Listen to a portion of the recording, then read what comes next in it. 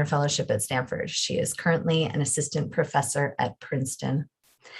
And last, but certainly not least, Kristiana Kahakauwila is a Hapa writer of Kanaka Maoli, German and Norwegian descent. Her short story collection, This is Paradise, was named a Barnes and Noble Discover Great New Writers selection, and her work has garnered her numerous awards and fellowships, including from the Breadloaf Writers Conference, Hedgebrook, the Kimmel Harding Nelson Center, the Radcliffe Institute for Advanced Study at Harvard, and the Camargo Foundation in France, where I recently discovered she spent time with my own beloved mentor, the poet Garrett Hongo.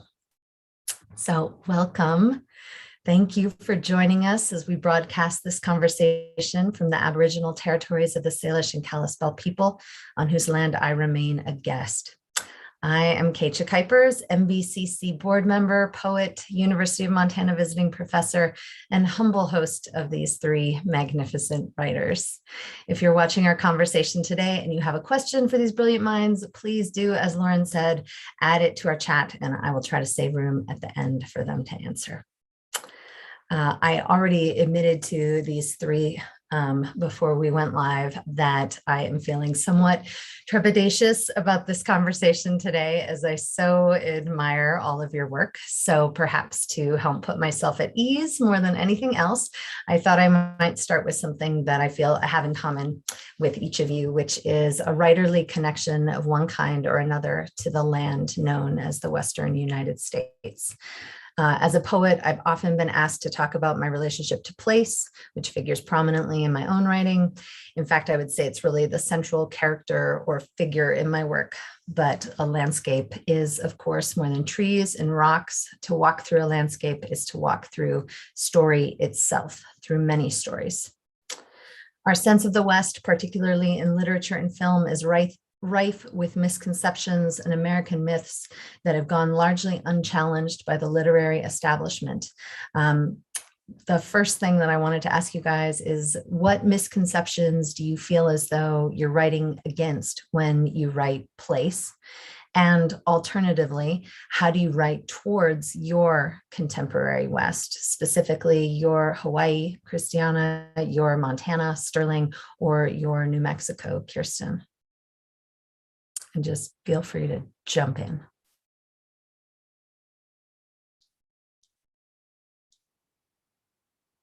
Maybe we should just tackle what are those misconceptions you feel like you're writing against, or maybe that are kind of haunting you in the background as you're constructing your stories, constructing your characters.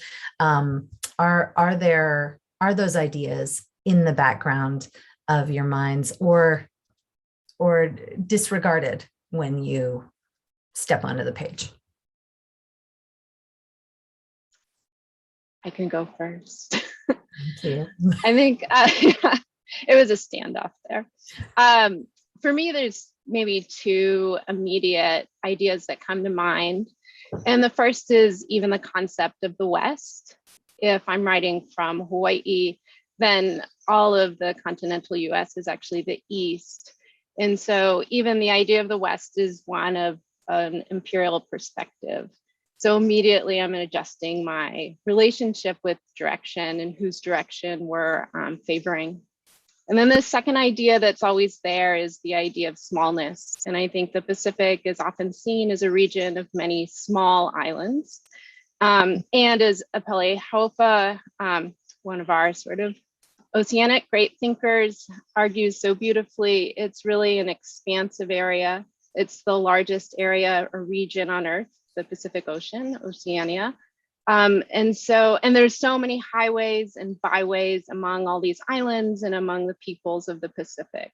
So I'm always writing towards a space of largeness, largeness in humor, largeness in relationship, largeness, I think, in love and generosity. And that is a huge emphasis in my work. Wonderful. Thank you. Well, I love that, Tiana, because in your stories are so large-hearted, and that's what I really admire about them.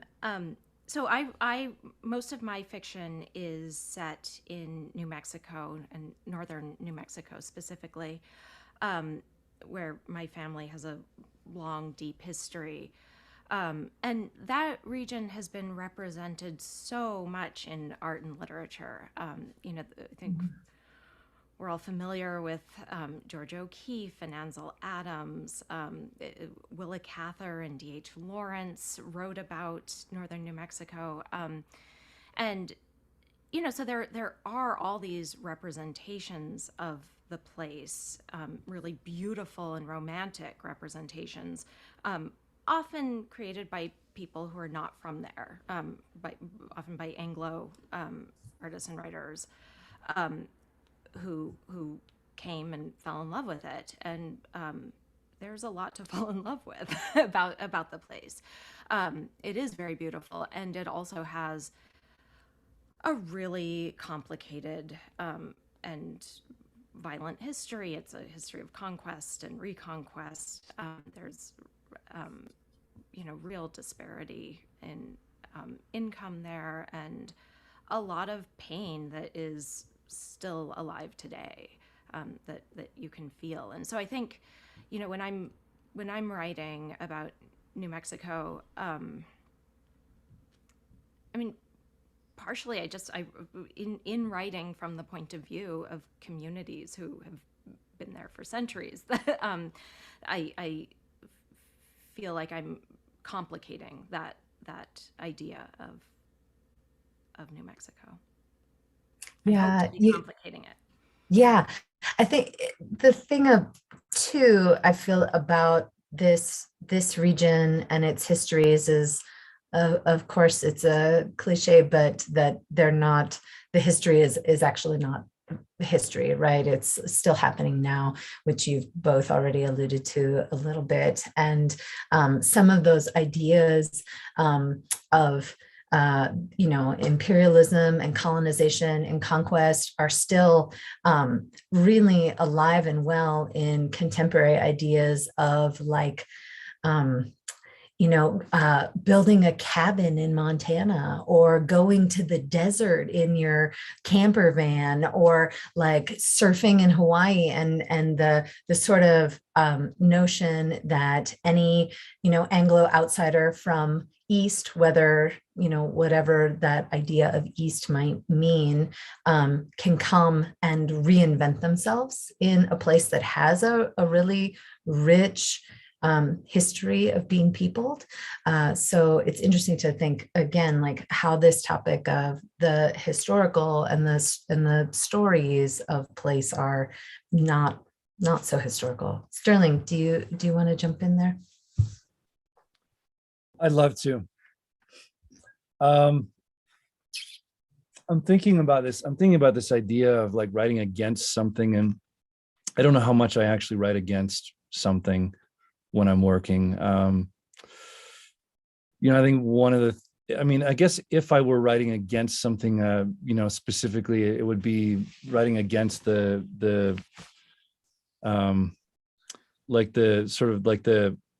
what is the word for it? The mono, not monoculture, mono something, like the mono, the idea of the Indian, right? Which doesn't really hold up once you actually look at Indian country. But I don't really so much write against it so much as like, I just try to like write what I know, which is actually, if you really know Indian country, it's so complicated, and it's the diversity that is within Indian country that most people don't know is just it's so complicated, and there's so many layers to it. I just try to write what I know, and I know as long as I'm writing what I know, I'm already writing against all the things that I need to write about. But I've found that like it's not helpful for me personally to like have an idea of writing against something, because it kind of freezes me when I'm writing, and so I try not to think about that stuff. But I know that if I'm just honest, if I'm just honest when I'm working, then I already know I'm pushing back against that stuff. But I do think one of the things that I think about a lot, which is actually really hard, I think, to it's much easier to convey in film or TV than it is in fiction, is just and I mean, on the one hand, I think this is sort of like the typical thing to say, but I also think it's still like the dominant characteristic of what, you know, we refer to as the West, is just a sense of space. I've found that people from the East Coast have absolutely no sense of space. And so, you know, they come out here and it just, like, I've seen people freak out. You know, they're like, I don't even know what to do with all this space. I'm like, I don't know what to do when I go to the East Coast. Like, that's when I freak out. I'm like, I feel like I'm suffocating, you know? And because you know, the original name that Black people that we had for ourselves was the Salkitapiks, and it means people of the open space, you know. And so, because like our traditional homeland is really like a massive part of like the, you know, like the northern plains, which is mostly up in Alberta and Saskatchewan. And so like that's where we're coming from. And so I'm coming out of this, you know, I think not just like a personal sense of a very expansive space, but also like a cultural and historical sense of space. And I don't conveying that sense of space is really not particularly easy in fiction. It's something that I think I'm contending with all the time. Mm-hmm. Yeah, especially when, as you said, that sense of space for a lot of readers can be very scary and intimidating. And if you're trying to convey that in a way that is actually something that you feel an affinity for, that it would be really challenging. But I love what you're saying, and I've read interviews with you where you've mentioned similar things about, you know, your work, you know, not working as an explanation of something, you know, of a culture or a place that a reader might not be familiar with, or in this case as a corrective to a perception that a reader might bring to the page, but instead this idea of, if you are writing from what you know and you know, are writing honestly, you know, from community and from place, then it maybe does that work already without you having to have that be your intention or think about it. I want to bring in the element of violence that we're going to talk about in this panel. And all of you have written work that engages with violence within landscape. And landscape includes the people and the cultures that are located there. Your stories couldn't happen or be told just anywhere. So I'm wondering how you approach writing violence from within community.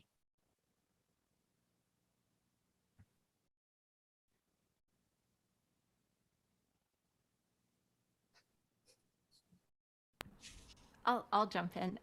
Thank you. Yeah, so, you know, New Mexico does have this incredibly violent history, and like I said, I mean, that legacy of violence feels very present, and I'm interested in my fiction partially in how that sort of generational violence, you know, shows up in families, and in my novel The Five Wounds, really the question for me was, you know, how do we heal from these, you know, old wounds, and you know, I think, you know, with the poverty in northern New Mexico and the incredible disparity between you know, rich and poor, like, you know, there are movie stars with, you know, vast tracts of land, and then there's, you know, incredible poverty, and you know, I think those kinds of stressors often do show up as violence, I mean, within communities. And so yeah, I think that's you know, quite directly one of the themes that that I'm interested in, but especially, you know, how do we begin to reconcile those things and heal? Yeah, and the sort of interwoven nature of historical violence, cultural violence, and as you said, generational trauma. How are those knitted together, and how do we yeah, move forward, healing from them, but also, knowing that they're so woven in.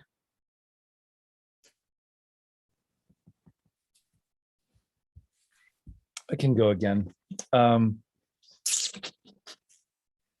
The question of violence is really interesting in Indian country for me, because there are two parts to that question. There's the violence that's come as a result of of colonization and and all of that, but there's also just like we have our own history of violence. Like we were very much like historically we're very much like a warrior centric tribe.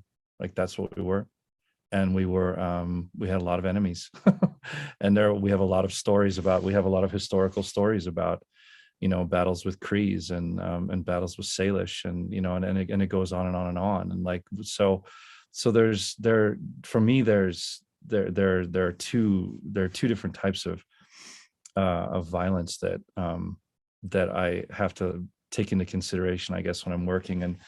And it's difficult because on the one hand, like you want to I'll speak for myself, like I don't want, there's such a there's the American side of things, which is that Indians are violent, and that's one of those ideas that I think just Americans have just kind of inherited over the generations. Of course, like we don't talk about how violent the Puritans were, but like if you actually go back and look at like King Philip's War, like the Puritans were incredibly violent people, and the descriptions of the battles between the Wampanoag and the Puritans are just unbelievable. The things that what they were doing to each other in those wars. And so but it's always this idea that Indians are violent but Americans aren't violent, right? And so like how do you like if like but at the same time, to go back to my original thing, is like I have to write what I know. And so like how do I write about that in a way that's not just sort of feeding into that idea of like like the violent Indian, and at the same time, like if I'm not speaking, at least for me, if I'm not speaking honestly about this world and what I know about it and us like culturally, then there's a way in which I'm lying, like by withholding something, and I don't really want to do that either. So I just have to try to write that stuff in such a way that it's complicated. I think the answer is almost always complication, is to complicate the characters and the situations enough that it's very hard to pin down what I'm doing and say, this is the violent Indian, or that's real life is always more complicated than those ideas. Yeah. Tiana, do you want to add to that? Sure. Yeah, I'm thinking of how much I agree with both Kirstin and Sterling. And I think a lot about the historical violence, but I'm also thinking a lot of how contemporary violence and how the two are very present and they're both a present tense. And so, for example, I'm always thinking of the fact that the US overthrew, Queen Liliuokalani, that is a violence the Hawaiian people are still living within, that the military occupation of Hawaii is a violence that we're reminded of on a daily basis because of the bases here and across the Pacific. So I think I'm both very aware of that and in some ways less interested in rendering that as much as I'm interested in rendering how that lived experience becomes a violence that Indigenous people actually do to one another. And so my work is often navigating then relationships that are, again, living within that inherited violence, trying to find a way through it, characters who are slipping and aren't able to escape those wounds, to use a Kirstin word, and then maybe also are finding pockets and ways to have agency and to speak back to that violence. Yeah, you guys are really touching on a lot of the specific things that I wanted to ask each of you questions about. And I think I'll jump off of what Sterling was talking about first. There are two moments in your recent New Yorker short story Featherweight, Sterling, and they stick in my mind as emblematic of complicating, as you said, that American perceptions of historical violence in the West. And that short story revolves in large part around a romantic relationship between two young Native college students from different tribes. And your main character says early on in the story, she was from another tribe, people my people used to kill. So I knew it was okay to ask for her number. And then towards the end of that story, he says, sometimes when I was riding the city bus, a feeling overtook me like a lightning bolt emerging from an empty sky, the desire to take the life of everyone around me, man or woman or child, to crush their skulls with a stone war club, whose head I had painted with the red ochre paint of ceremony, the likes of which I have seen only in museums and in textbooks. And those are phenomenal moments. And I was wondering if you could talk a little bit about the compact nature of these brief historical references to violence. They are so short and so tight, and yet have tremendous impact in those moments. And I'm wondering if you can talk about, their brevity, and then also how you see them functioning, not just in those particular moments in the story, but also as larger complicators of our perceptions of the characters and who they are in this place, this contemporary place and time. I'm apologizing to Tiana and Kirstin right now. I'm just going to take the rest of the panel to explain to this question. Those lines are ultimately, like, I think, a function of the form. Like, short stories are ultimately about compression. Like, you have to get a lot of information into a very small space. It's one of the reasons that I don't really write short stories, because I'm just really, really bad at compressing things. Wait, what is Tiana making fun of me for here? No one has. Oh, there we go. Anyway, whatever. You can make fun of me all you want. The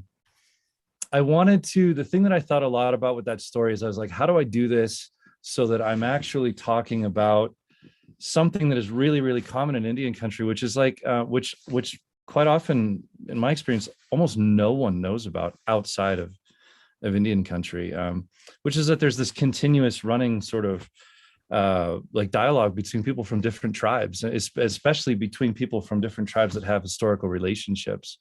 And there's a kind of like, jokey, like joking that happens, and teasing that happens around that. And I've never seen it. I've never seen it in art anywhere. I mean, if it may exist somewhere, but I haven't seen. It's just not common. And it's something that's always on my mind, because I'm like, man, it's so distinct. Like, the second I'm around Indian people, there's this kind of like conversation that starts to happen, and then the second I'm not around you, that conversation does not exist, even if we're talking about Indian people. So I've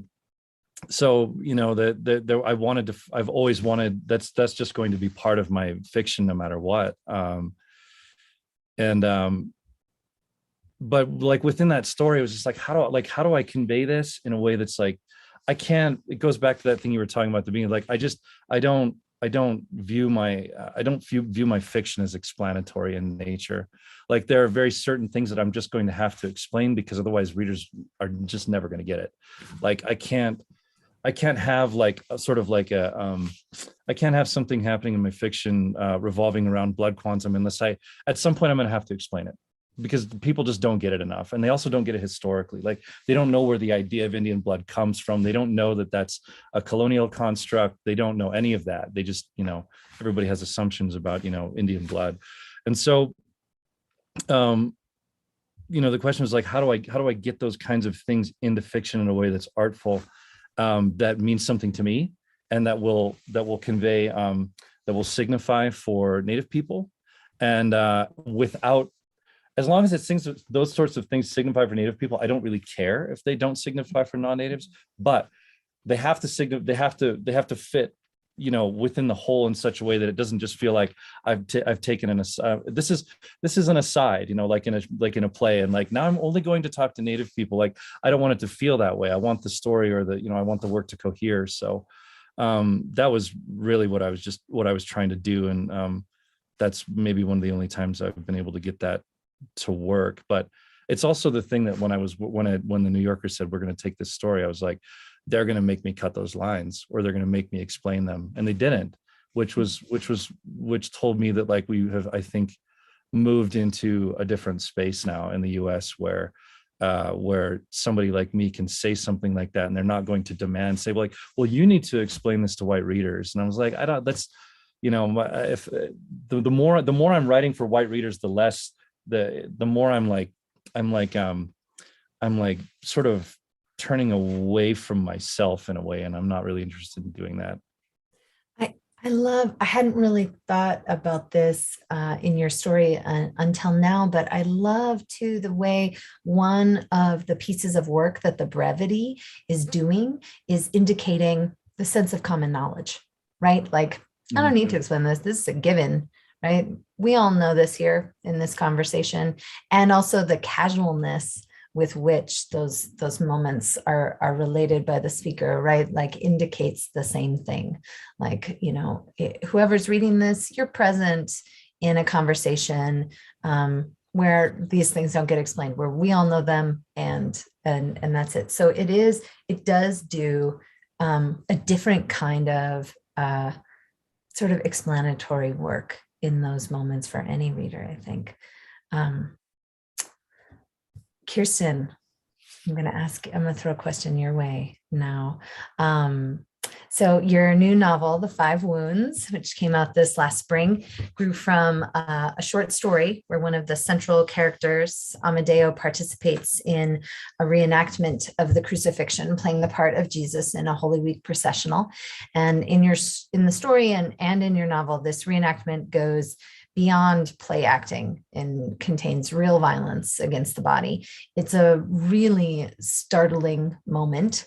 And at the same time, it's conveyed with a very contemporary sense of how a 21st century human makes bad decisions and faces the modern consequences of, having to wait in the ER for 3 hours to have their wounds be seen.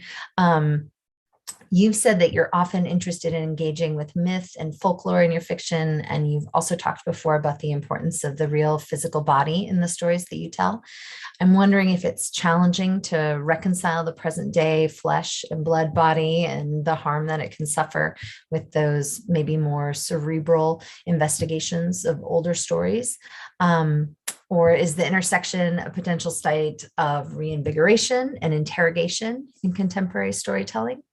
I'm also wondering about your research into the history of penitentes in the New Mexico region and how you thought about bringing an act that some readers might find to be somehow of another time, a time perhaps when daily violence was more familiar, to the present day page, because even though it's very much rendered in a present day moment, there's a real sense of historical act about it.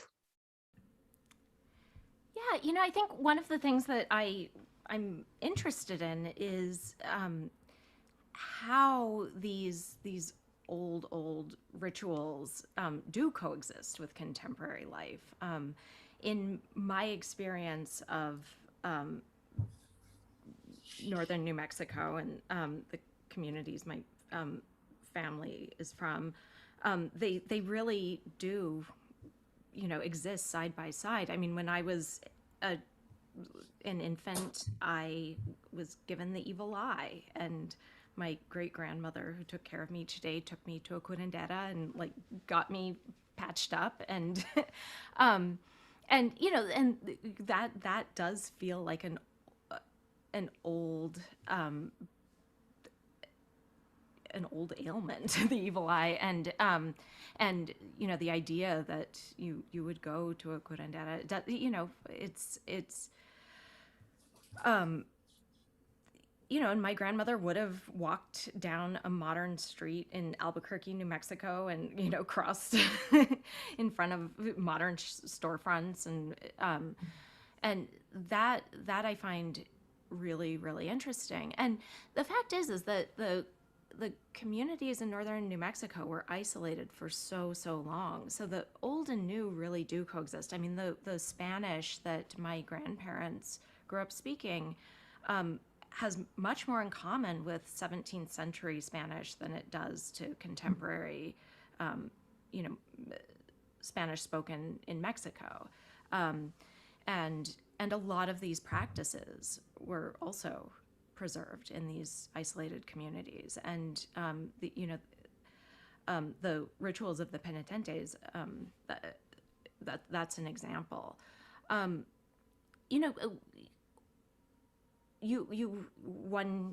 knows of penitentes, one hears about them. Now it's a small community. I mean, they used to be much larger, and sometimes the rolls would number in the hundreds.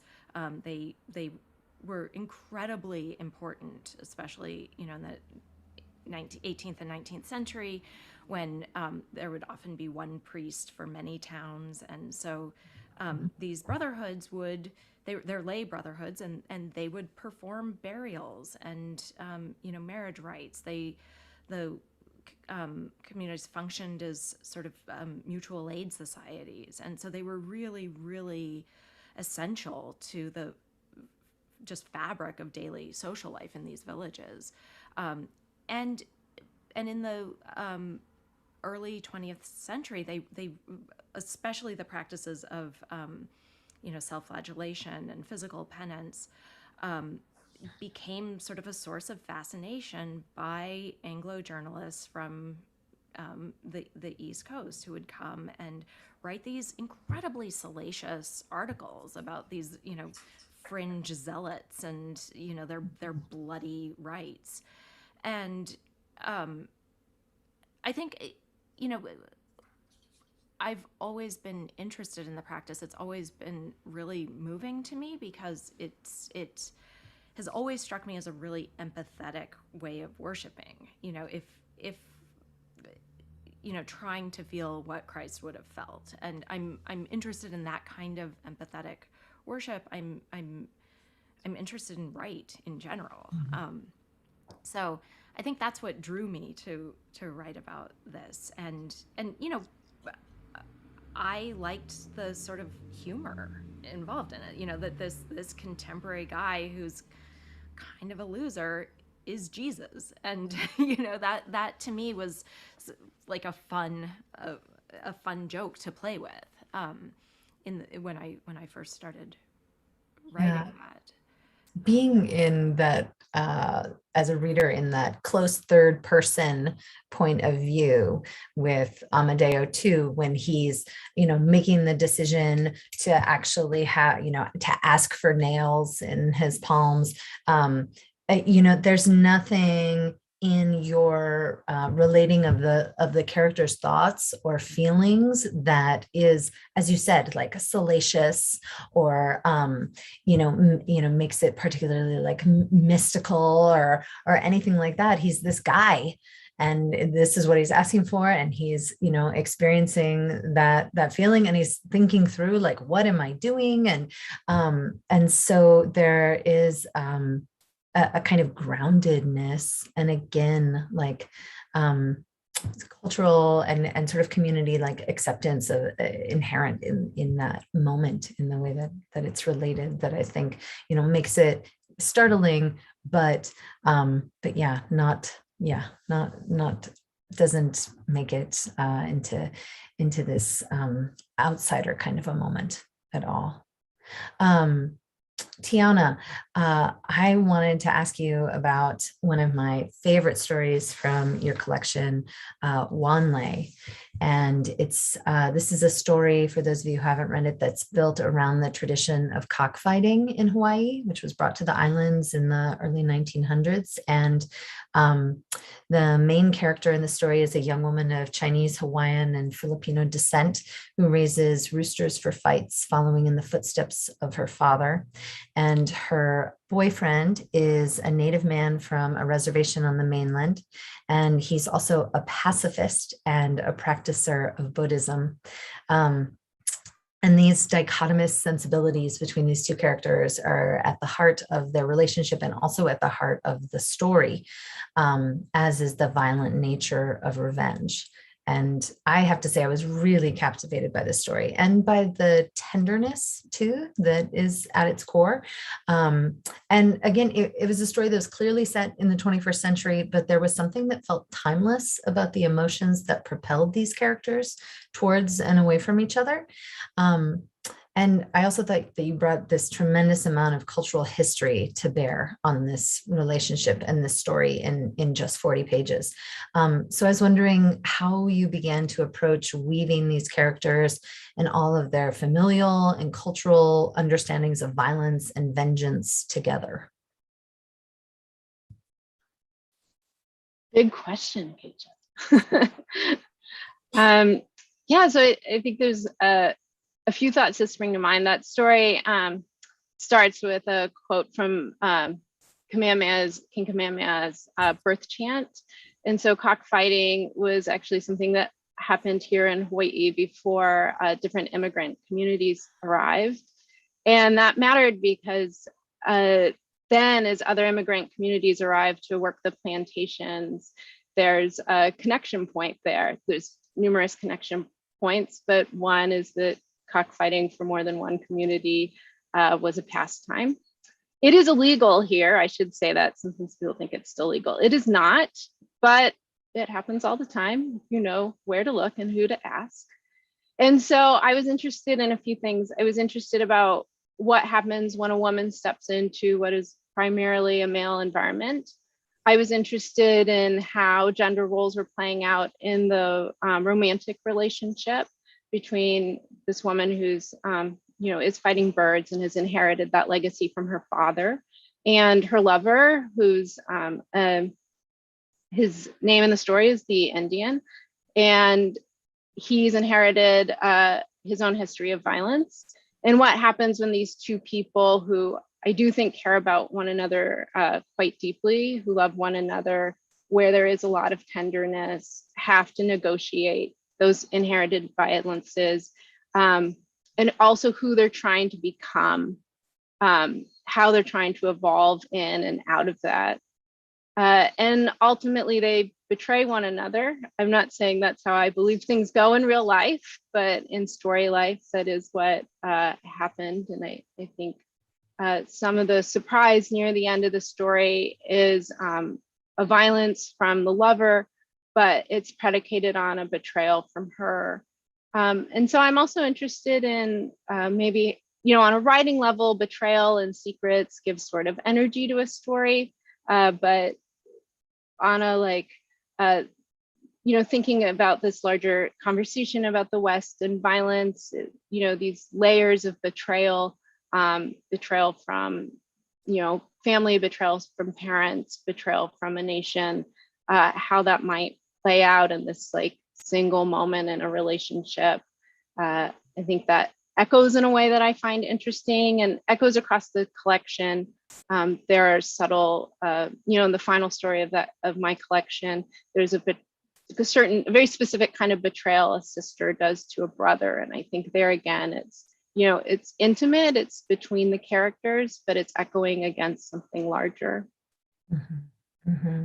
Yeah, I really appreciate the way you've all touched on the fact that violence doesn't spring from nothing, that it doesn't, come out of this vacuum, but instead is something that has deep roots, and that maybe those roots don't grow in the ways that we would necessarily anticipate, right? And so that's part of the pleasure of these stories, is the unexpected places that violence emerges or is turned on from one character to another.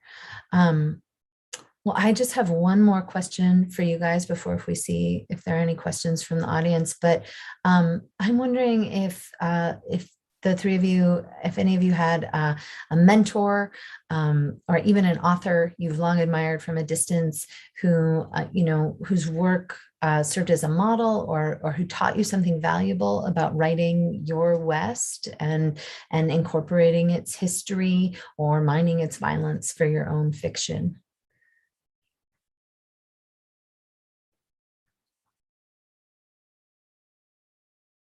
I'll go. This is a very reluctant panel. This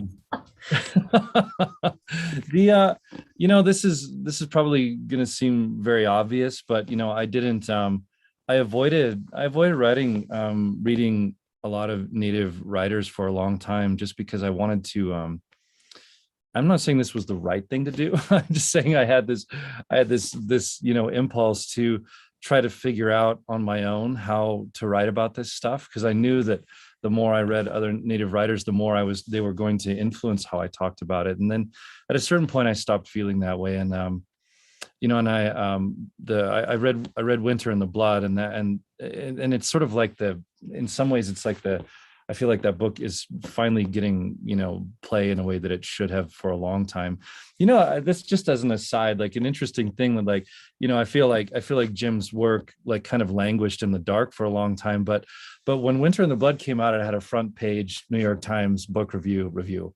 And it was you have to imagine a Native writer getting that kind of response from the Times in like the early 70s is pretty extraordinary. But when I read that book, I realized that Jim had already been doing something that I had been trying to figure out how to do all along, which is that I have absolutely no sense when I read that book that he is writing for anyone but himself. He is not writing that for other Native people. He's not writing it for white people. He's not concerned about how a white reading audience is going to view his narrator and his characters. And there's absolutely no concern for any of that in that book. And I honestly think that's why that book is so extraordinary, and why people are now, especially I think Native writers, are starting now to turn toward that book in particular, because there's some sense that I think we kind of went through a period where a lot of Native writers started writing toward white people and toward whiteness as a kind of almost like a political and a cultural defense, but it warps the writing in such a way that I don't think that's the way for us to go. And I think, just to circle back to the beginning, I think that by being honest and not being concerned about who you're writing for, you actually end up writing against all the things you want to anyway. So that book has kind of become like my, I just reread it with my students this past spring, and I was reminded, sort of again amazed at how unconcerned he was with all of these things that and that's what makes that book better. Yeah, Sterling, that I'm a huge fan of his work, and you've said to me before that you have spent a lot of time thinking about sort of the course of contemporary Native American writing, and how if Jim had not died young and had been able to keep writing and keep being part of the conversation about his work and about Native literature, that perhaps there would have been sort of the trends, and the trend that you talked about, like this sort of leaning in towards writing for a white audience, how that might not have been the way the path that contemporary Native literature set out on for a certain period of time, and how it might have been a very different path. And so maybe what's happening is that path is coming back to the direction that it was supposed to go in. If Jim had stuck around. Tiana, Kirstin? Sure. I could take up, the whole hour talking about different mentors and what I've learned from them. And so I'll kind of I'll pinpoint just a few. I'm thinking of what Kirstin was talking about in her book, and this deep sense of perspective and how deeply seated one can be in a character. And I think Joyce Carol Oates was someone for me. The first book of hers I read was Black Water, and to feel how deeply in that female perspective she is, even if it's a third person, that was a really important lesson. You mentioned Garrett Hongo, his poetry, his memoir Volcano, but there's this one poem, and I can't remember the title, but the character's making tofu, or maybe watching someone make tofu. And it's so sensual, but it's not sexual. And I think for writing Hawaii, where particularly women are sexualized here, but men as well, to be able to learn how to write sensuality was for me a really important understanding. And then I would say the like third mentors I would bring out is that I come from a family of amazing storytellers, and they're funny and they tell you things they're not supposed to tell you. And then they're a little sorry, but they're not really sorry. And they trade and like, I mean, it is a story of, I mean, it's just like my uncles are so funny and my aunties are so great, my parents. So I think really like storytelling for me, first and foremost, comes from them and how they pace stories and the details they give you, and how every time they tell the same story, you're actually getting like a whole new set of things. And going back to this conversation about who you're writing to or for, and I tell my students a lot, look, you have to think about audience, you have to think about sales, that's fine, that's who you're writing for, this broader audience. But there's probably someone in your heart that you're writing this to. This is on some level an epistle or a love letter. And if you can know who you're writing it to, then you start to understand, an economy of explanation. You understand intimacy. You understand really where you are seated in the act of telling. And so for me, I learned that like really early from my family. Oh, I love that. I love too that you brought up learning, in part from that poem by Garrett about, how to write sensuality, because I think that's another element, Tiana, that's so central to your work and your fiction, and that you do so beautifully. So I'm glad you brought that up. Kirstin. I mean, I've been incredibly lucky in the mentor department, both, teachers and also just, books that have been really important to me. I realized recently that all through high school, college, graduate school, I was never assigned a piece of writing by a Latino writer. I think once in graduate school, a short Borges piece, but no American Latino writers, and so I really came to that part of my reading a little late, and also haphazardly and by myself, and in some ways that's been really wonderful because I've gotten to discover all this incredible work by myself. But I do remember, my work is so influenced by Alice Munro and, William Maxwell and, the sort of, the sort of expected ones. But I remember in high school reading Bless Me Ultima by Rudolfo Anaya, and he had been a teacher of my mother's at the University of New Mexico. And that book kind of blew my mind. It was the first time I really saw this place and these communities that looked familiar to me represented on the page, and that was really important to me. And I think that book gave me permission in some really important ways. And as far as